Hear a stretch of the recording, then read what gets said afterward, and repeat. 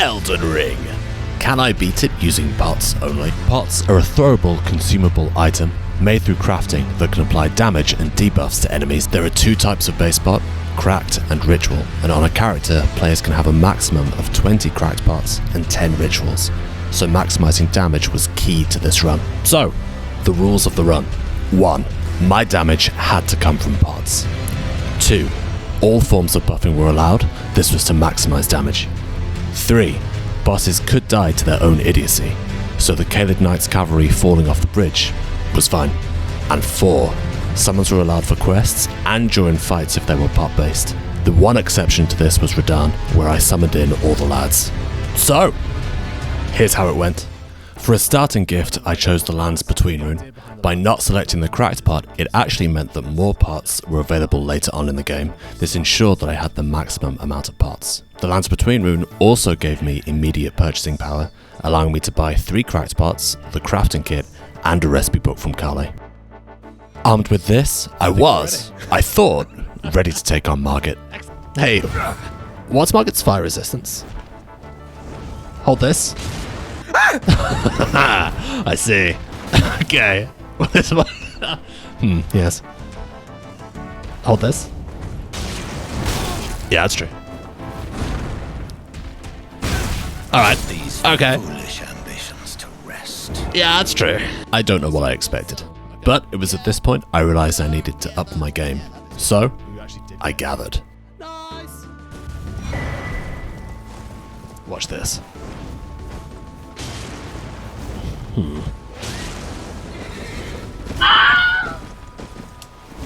Don't miss.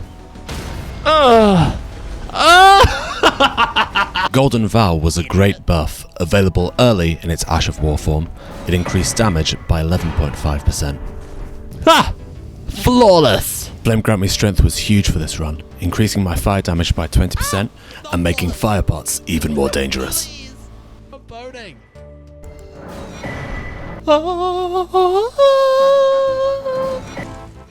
Ha! 3,000. Never a doubt. Yes! Another big buff was the Jellyfish Shield, the Ash of War of which increased all damage out by 20%.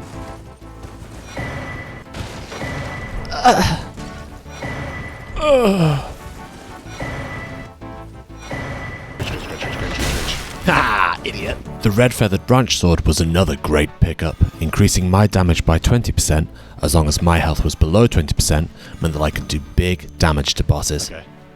I just had to not get hit. Dog! Alright, we got the heirloom at least. In the capital outskirts in Altus, there lies a creation so devious, so devilish, and so cringe, that despite its importance to this run, I had to leave and come back multiple times. I am of course talking about the Auriza Side Tomb. One chest, 2 chest. Oh god. What the no! Dude, I'm about to lose my mind. This tomb is full of items needed for this run, hidden behind a cute, fun little maze. But rather than play intelligently and watch a tutorial, I decided to send it, die repeatedly, get stubborn, leave, and then come back another time. In the end, however, we got all the items.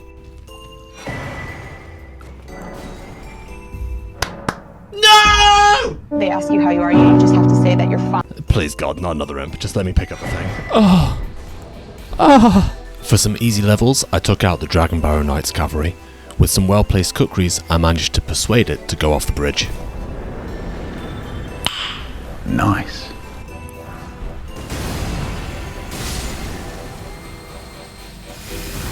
Row.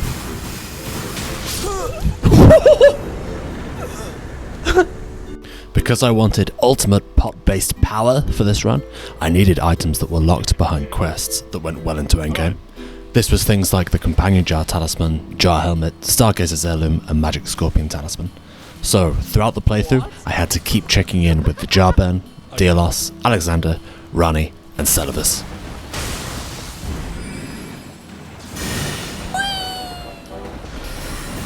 You're not doing that to me. Ghost Loretta blocked access to Celadus, Ranni, and Pidia, so she had to die. The water in her arena meant that lightning pots did 10% extra damage, leading to a fairly easy win.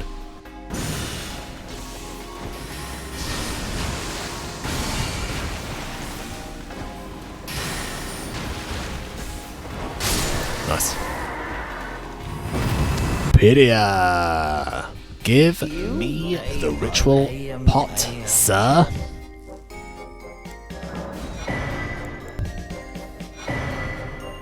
Volcano pots were amazing in this run, but they were especially good against NPC invaders. NPCs would dodge the initial throw, but seemed to ignore the AoE that was burning them. This made NPC fights actually winnable. Ah! Please die! Finally! After hours of prep and multiple streams, we were ready. With pots in hand and many buffs behind me, I went back to Stormvale to face MARGIT once more.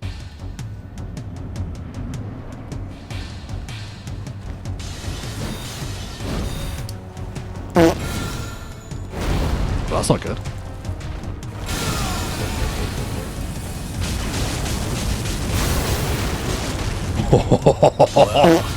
What? Thou art of passing skill.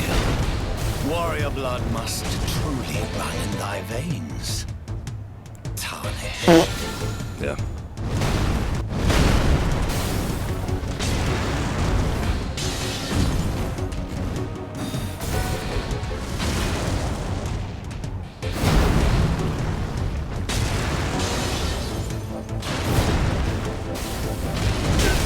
Oof.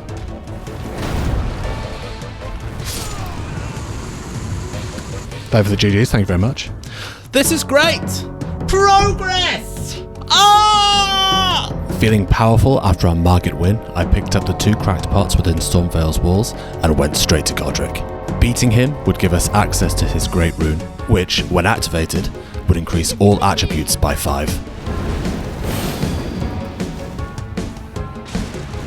Uh-oh. Okay.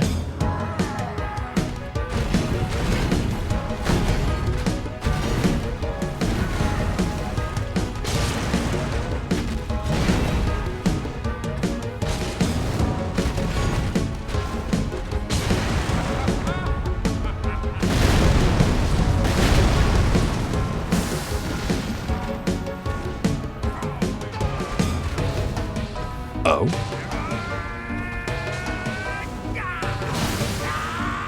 Okay. Interesting.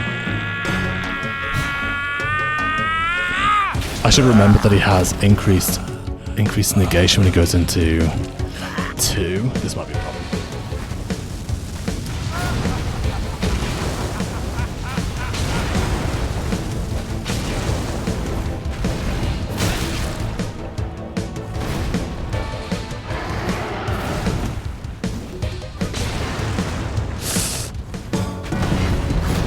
I don't know if I have enough.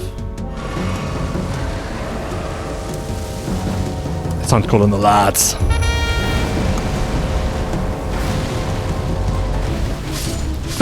My boys!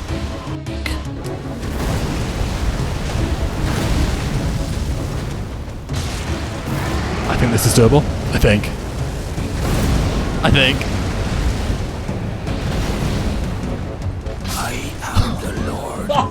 Okay. This fight made it clear the buffs were vital to this run. With only a limited number of pots per fight, maximizing damage was super important. Cause surely I won't die.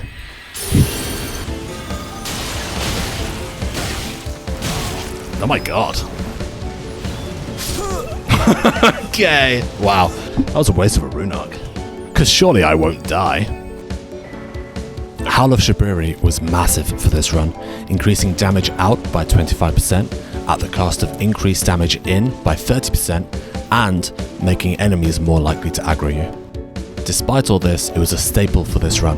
It replaced Flame Grant Me Strength as my body buff. Holy shit.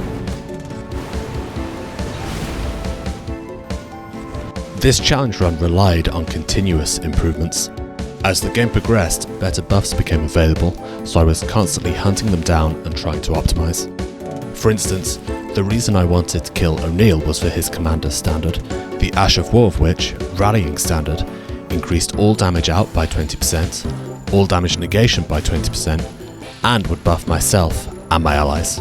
In reality, the long cast time of the Ash of War meant that it was only useful at the start of fights. Trying to rebuff during fights with this often led to me dying or getting hit.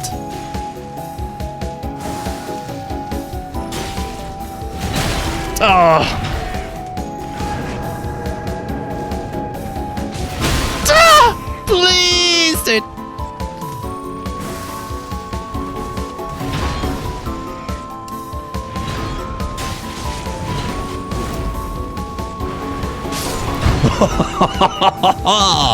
Although obvious, this fight made it clear that keeping buffs active was really important to the success of this run. Active buffs meant high damage, which meant dead bosses. It also meant I wouldn't run out of pots during a fight. The tale of House Hoarah Loux is told in blood, after all. Oh, say, cuz. Oh! Have you met Uncle Alexander? Oh, heavens. Clench your teeth or something. I think that's it, no? Radahn was a big pain, but an important milestone in this run. I wanted to beat him for a number of reasons. The first, runes. The second was that he allowed access to Nokron via the crater in the ground. And the third was that killing him moved numerous questlines forwards. Access to Nokron was huge, because eventually it would lead to rot pots, something I was really eager to get my hands on. This was a tough fight, and it was the only fight in this run where I was allowed to use summons that weren't pot-based. Status effects were nice for this fight, so I used poison to gradually tick down his health. I tried using swarm pots to inflict bleed, but any blood? More often than not, Radahn was too mobile and would move out of the swarm of flies before they had a chance to proc bleed. Frost pots were also nice here, inflicting a decent chunk of damage when they procced, and increasing the damage he took from physical attacks.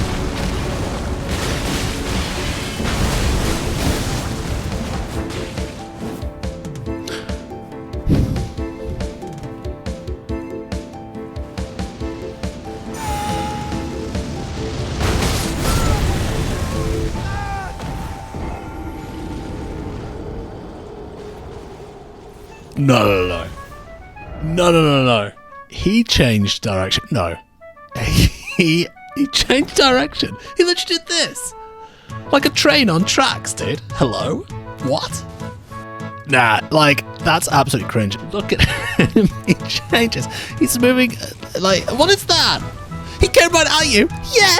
After.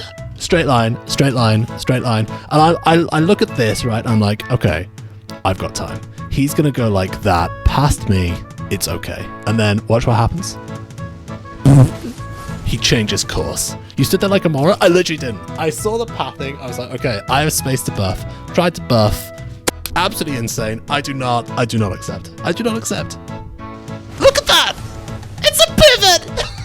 It's a fucking pivot. You stood in one spot like a daft bitch. I literally... Wait, did I? Dude. Good throw, Tom. Love that for you. Okay. Jumpies. Run away.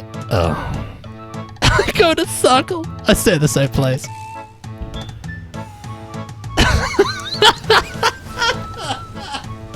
No, I do not accept. He changes direction. Look at this. Oh god, I really do start the buff early though, huh? Oh my god. Do I even see him? Why do I start the buff? You moron, dude. How is a meteor gonna change direction anyway?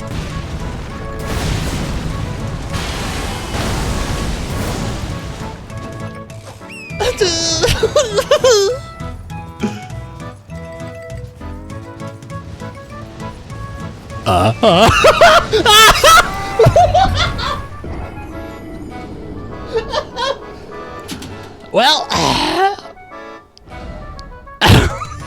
well, I didn't know which way it was going to go. And I was like, do I go this way? Do I go that way? Do I go this way? And I chose...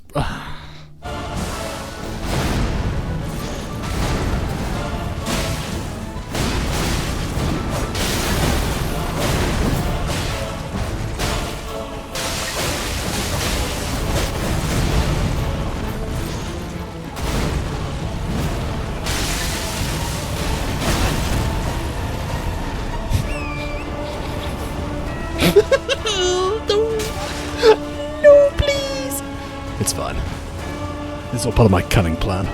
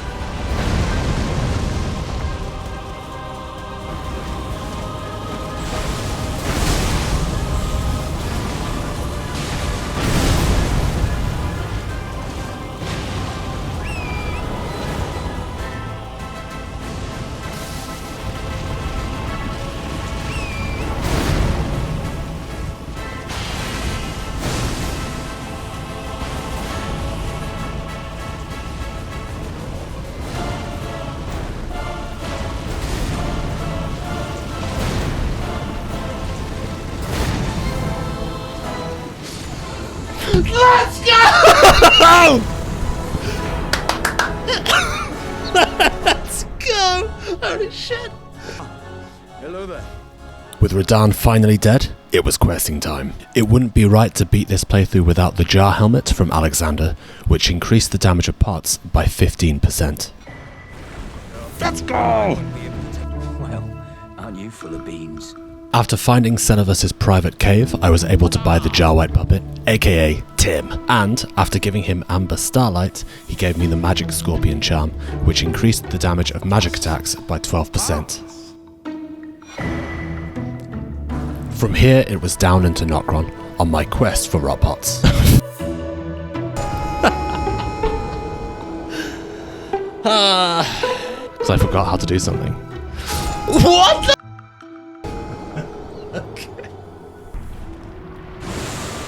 It's me. Wait, can I not just throw one? You know what, I'll be honourable. Oh wait! He just poisoned himself.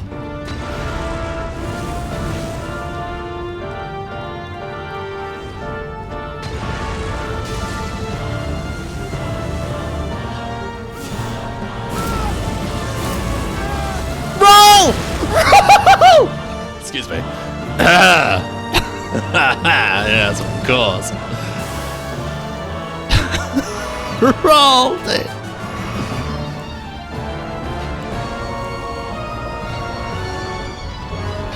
Good trade. Love that as a trade, love that as a trade. Oh!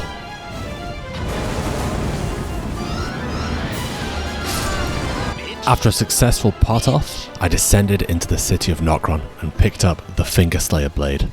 This item was key for Ranni's quest and unlocked Ainsel River Main. From there, I could get into the Lake of Rot and pick up the Rot Pot recipe. Another way of accessing the Lake of Rot was by beating the best boss in this game, the Valiant Gargoyles. Luckily for me, I had no need to do that and definitely didn't need to seethe at them for 2+ hours. I'm leaving. This isn't fun. This isn't fun. I don't need to do this, and this is just kind of pissing me off. Let's leave. It's fucking ridiculous. Actual Valiant. Let's do it one more time. I can do it one more time. I'm sure I can. Just one more try.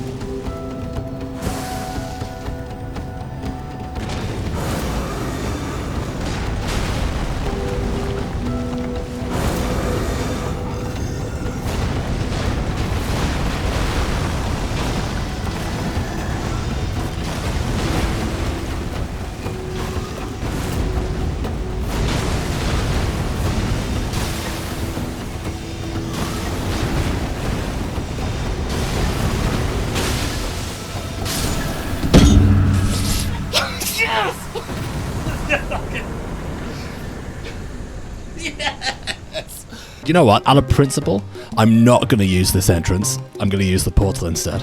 After using the portal and navigating Ainsel River Main, we finally arrived at the Lake of Rot.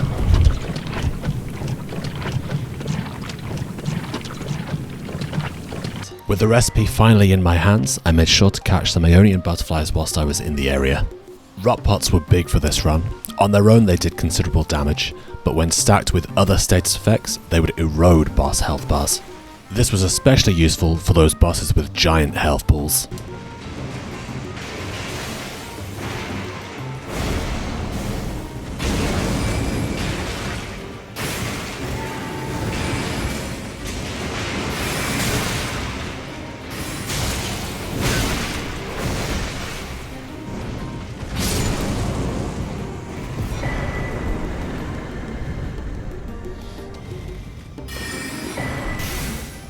Next on my list was Rennala, who as well as dropping some runes gave access to respecking, a mechanic that proved invaluable in this run.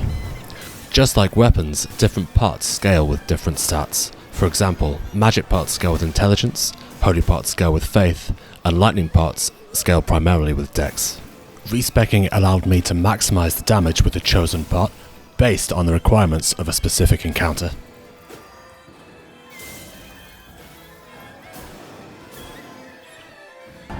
Okay, phase 1 done. A bit resource heavy there, but let's see how we go. My plan for phase 2 of Rennala was to essentially use status effects to do as much damage passively as possible. So rot parts, poison parts, and bleed parts were really useful here.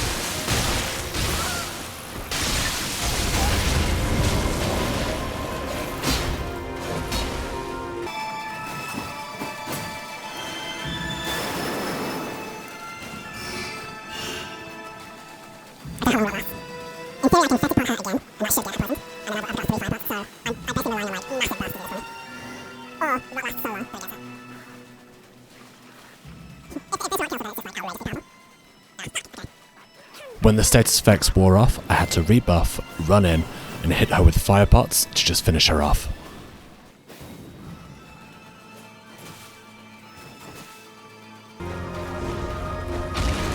Oh yeah, I'll be fine.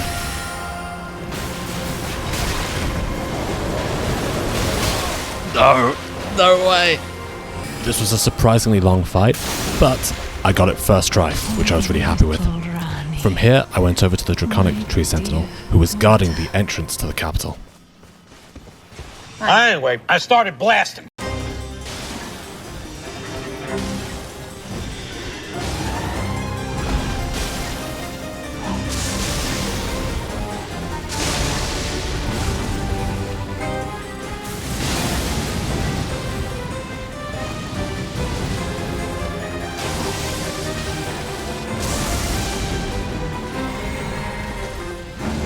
At this point in the run, I was able to start blasting through bosses pretty quickly. DTS, Goldfrey, and Morgott all fell with ease. It wasn't until the Fire Giant that I had to go and collect some more buffs.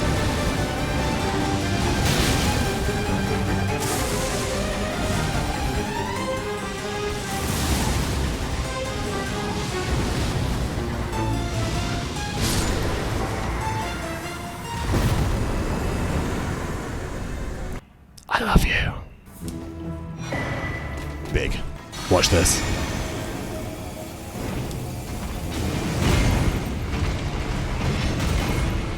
This is gonna be hitless.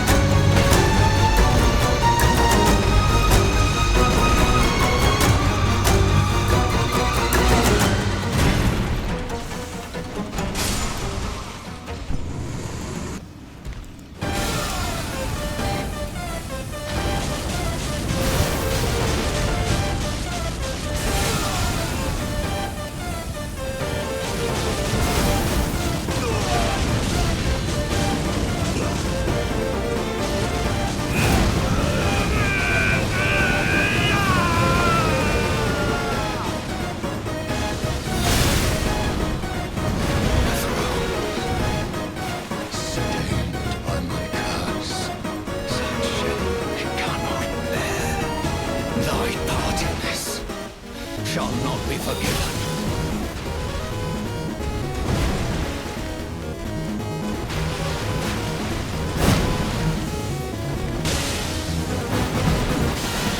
Baby. You did just roll into that. You're insane.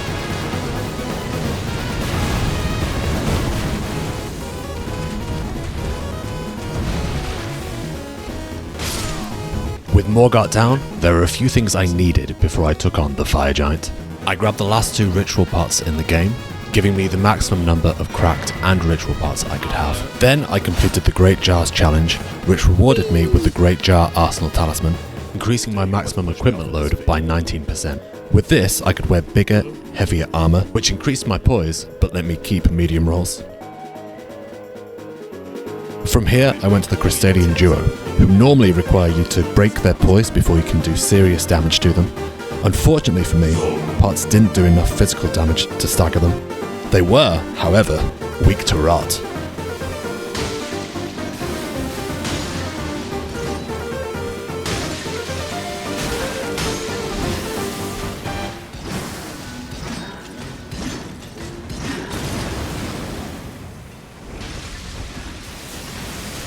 We missed that?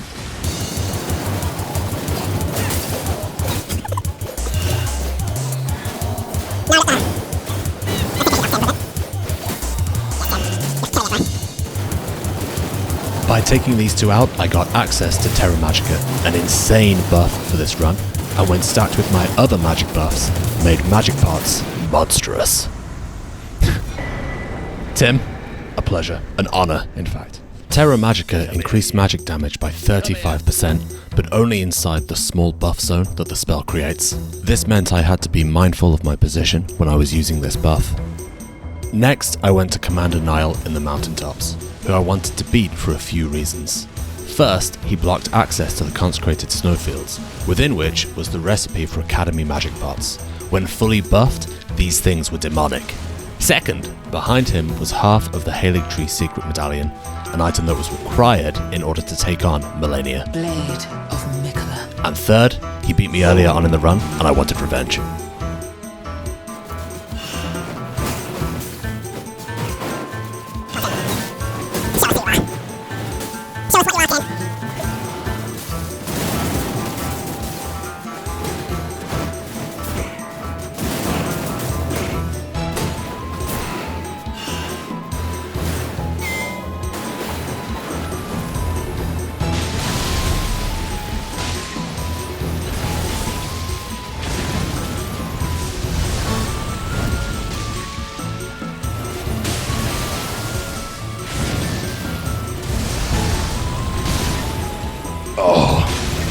Oh, Tim.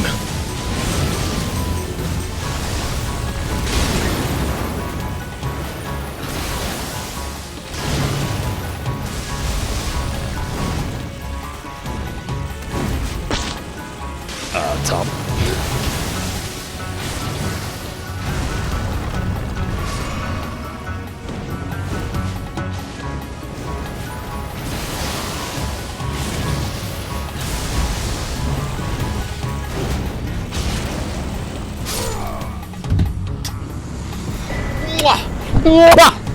Believers.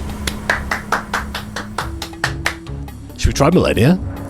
Surely it's a good idea. Editor's note, it was not a good idea.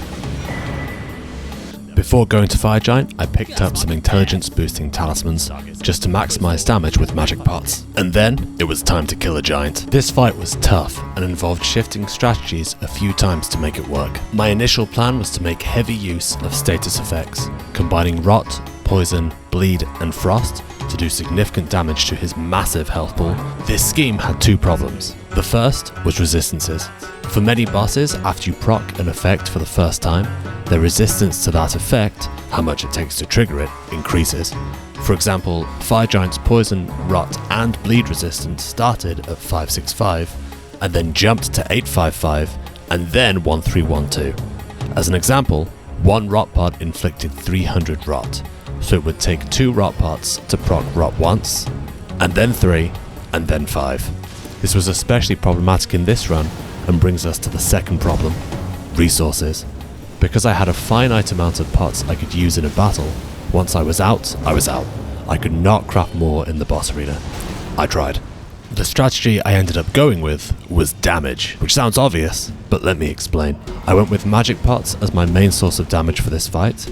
At this point in the run, the buffs I had for magic were immense, and I could respec a huge amount of levels into intelligence to take advantage of pot scaling, and the fire giant had 0 magic negation, so magic was clearly the best choice. Phase 2, baby. After many attempts, the strategy I landed on involved keeping magic damage as high as feasibly possible, whilst balancing the need to rebuff and my insane greed to just throw pots. Although status effects couldn't win the whole fight for me, they were still powerful. The beginning of Phase 2 was a great time to proc rot on him, which helped a huge amount for the rest of Phase 2. From here, it was a dance, filled with dodging, throwing, and buffing, and eventually, I got him.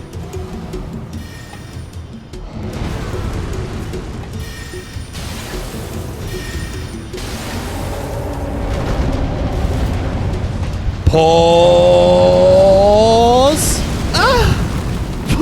Pause.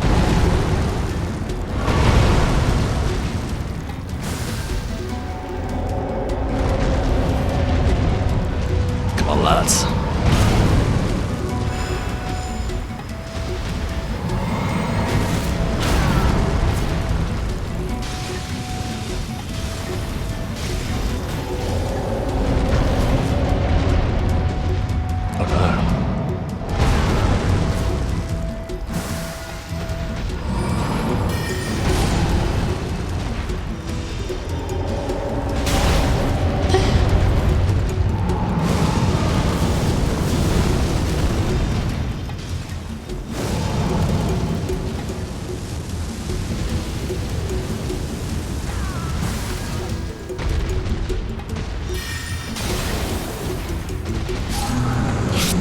Let's go!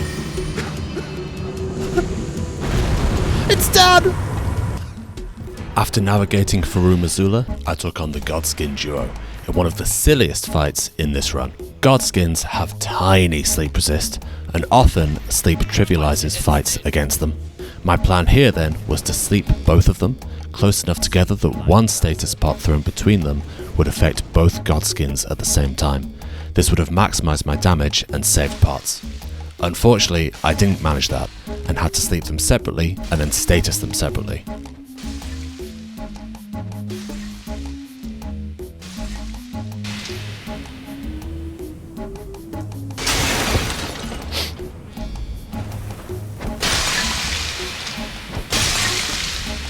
With them asleep and their health ticking down, I prepared for the second stage of my plan. I certainly had the damage to beat the duo without sleeping them at all, fighting them head on, but by sleeping them, I was able to control the flow of the fight, allowing me to buff and set up for the second stage without panicking. After their nap, I went the full damage route. Magic pots, lots of buffs, and of course, Tim, who really proved his worth in this fight.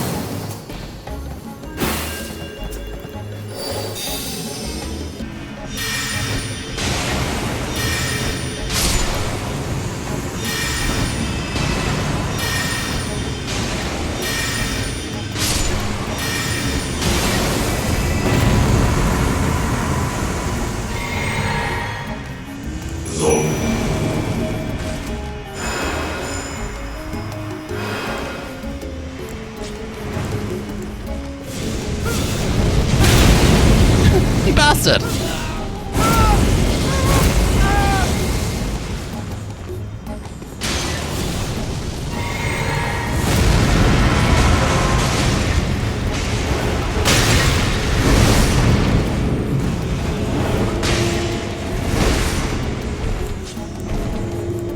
I'm so nervous, it's unreal.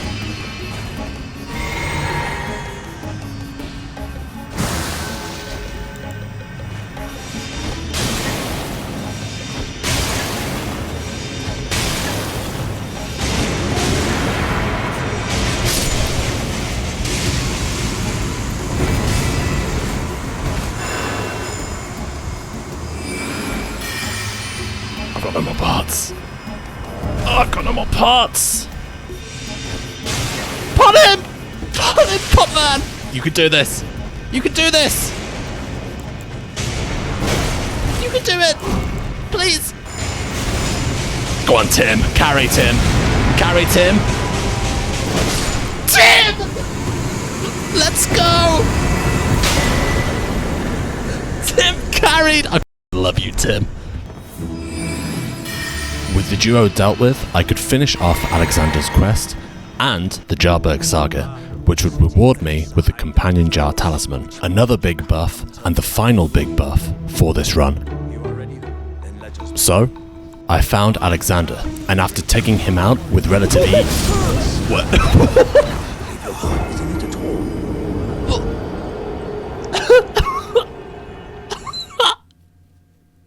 I call this the sneaky.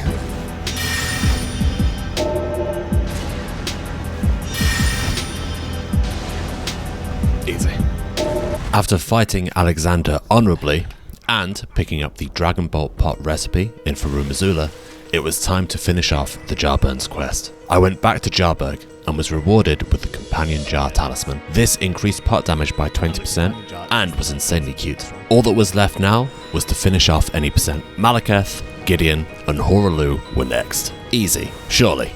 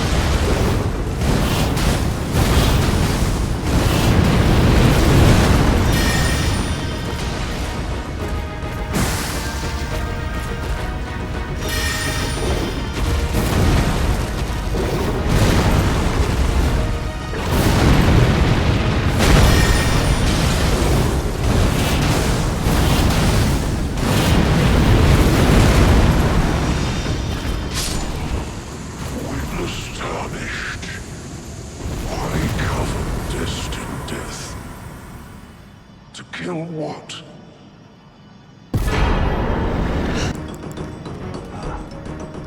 And here you go.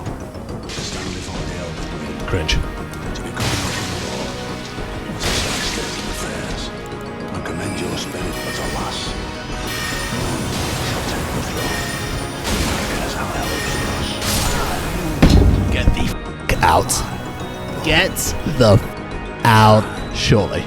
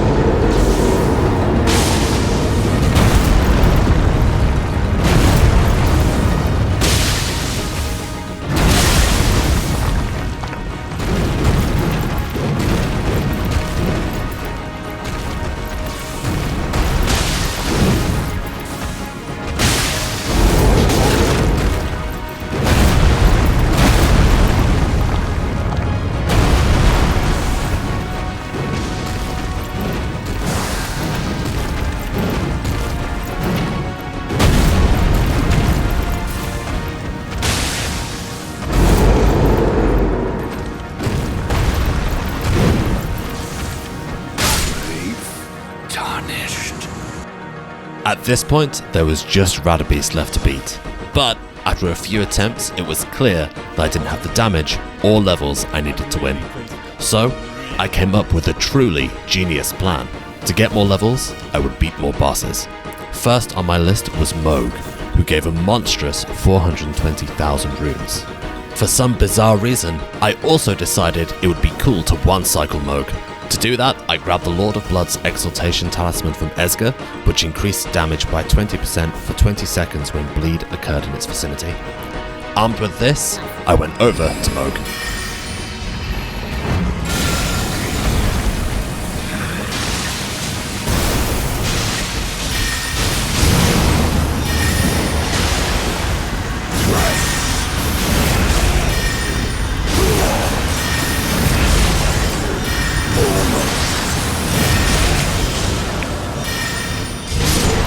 Let's go! Let's go! I got it!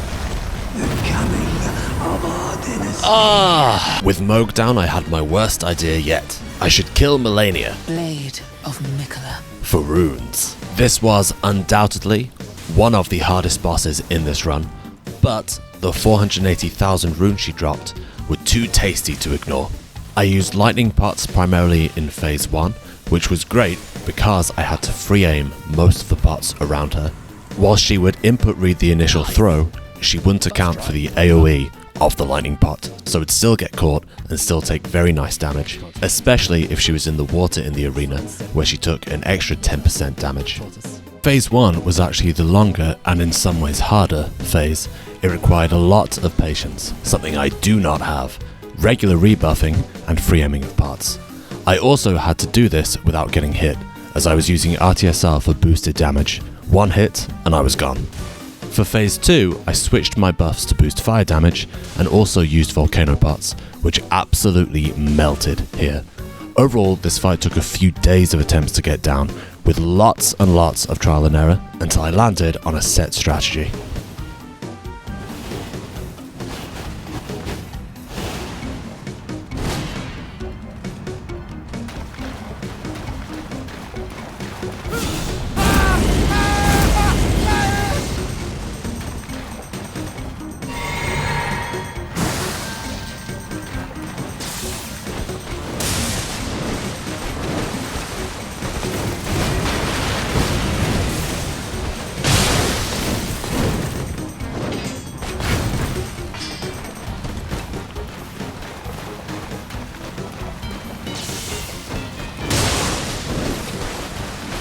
God, the distance. Honestly, the range of the lightning is kind of remarkable when you look at it.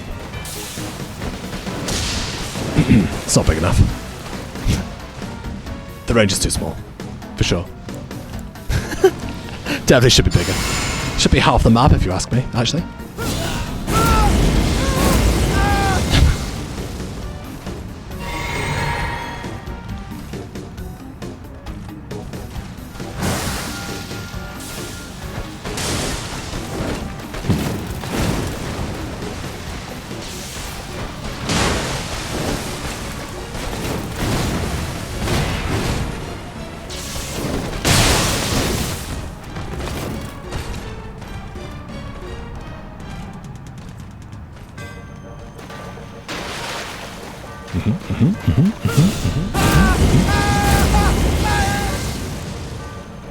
No need to rebuff Folly, but I'm just going to do it. I've got the parts, I've got the time. Gives her time to actually walk in.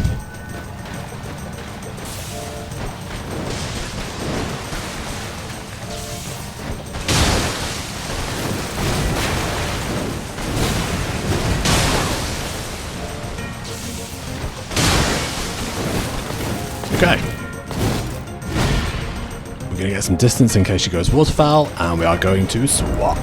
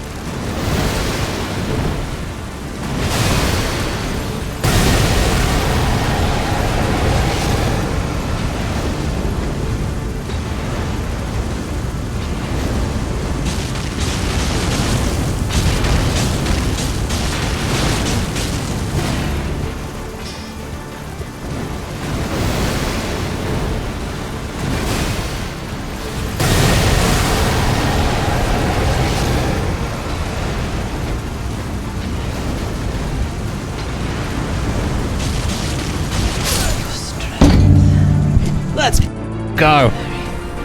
With MALENIA out the way, I made my way over to Radahn Beast. This was a back-to-back boss fight, meaning I could not craft more pots after beating Radagon. My damage then had to be as high as possible at all times, because of the giant health pools I had to get through. Volcano pots made really short work of Radagon. Really short. Oh my god, Razor, I didn't think of it like that. I hate that.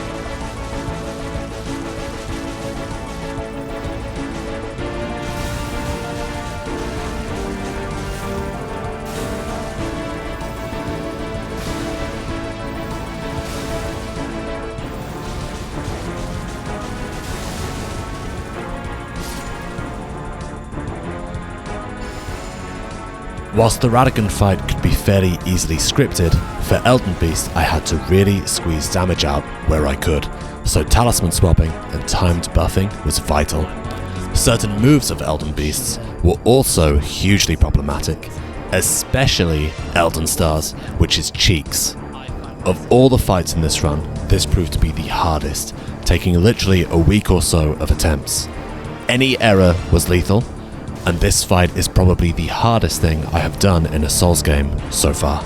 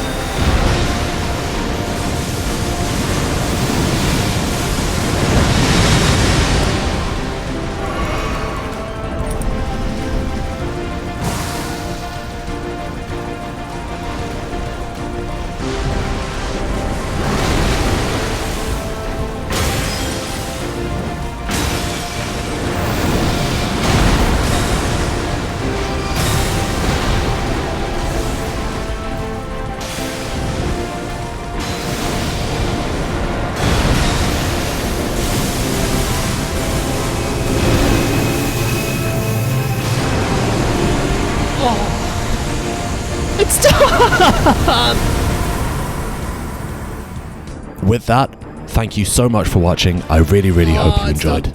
If you did, please do consider liking, subscribing for more, and if you have any ideas for a challenge run that you'd like to see me do, please do let me know. Have a great day. Thank you very much. Oh, dude. Pots only Elden Ring, eh? Pots only Elden Ring, any percent, done.